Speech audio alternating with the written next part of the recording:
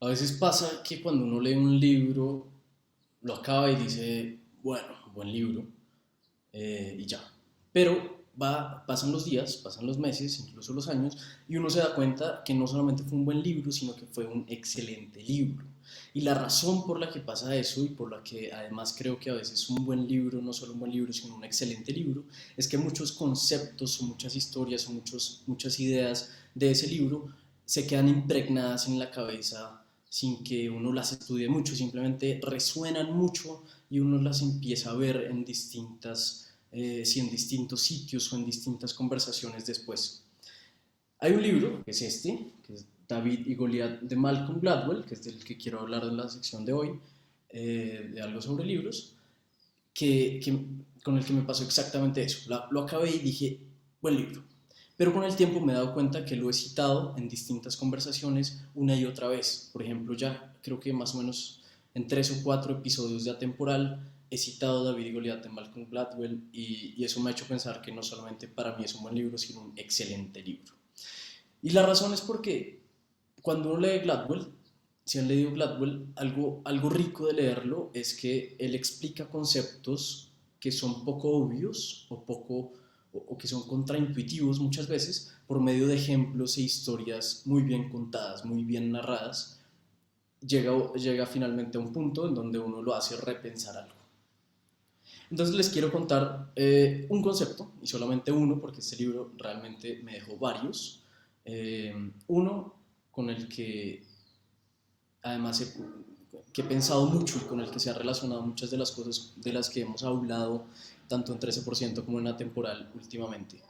Eh, Él explica que normalmente las personas tendemos a nadar como peces en un solo mar, en una misma competencia. El mar es como una metáfora de una sola competencia y todos apuntándole a lo mismo, a ser un gran pez en un gran mar y dominarlo.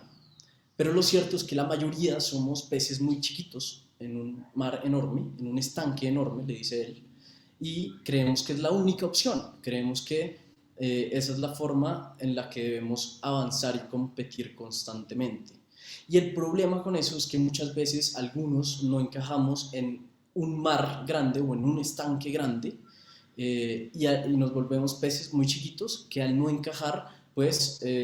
nos sentimos como impotentes, paralizados, que no podemos tomar muchos riesgos y entonces se vuelve como angustioso y entonces llega un pez muy grande que sí sabe dominar ese mar y se come metafóricamente a todos los peces pequeños que somos la gran mayoría. Entonces la propuesta de Gladwell es dejemos de pensar como peces pequeños en un estanque grande y miremos la opción, al menos miremos la opción de crear un estanque pequeño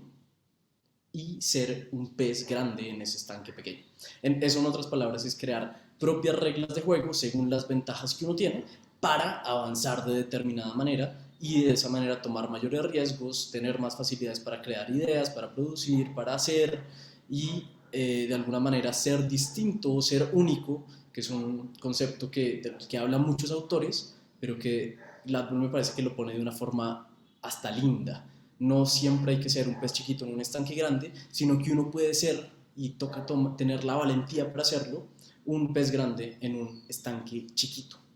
Eh, Me acordó mucho a este poema que además últimamente lo hemos citado harto en distintos eventos de Sin Atajos, de 13% Sin Atajos, que es con base en el poema de Robert Frost, The Road Not Taken, el camino menos transitado, que es la valentía de tomar caminos distintos para construir mejores cosas, en donde uno como un pez grande en ese estanque chiquito se sienta más cómodo de tomar riesgos y de crear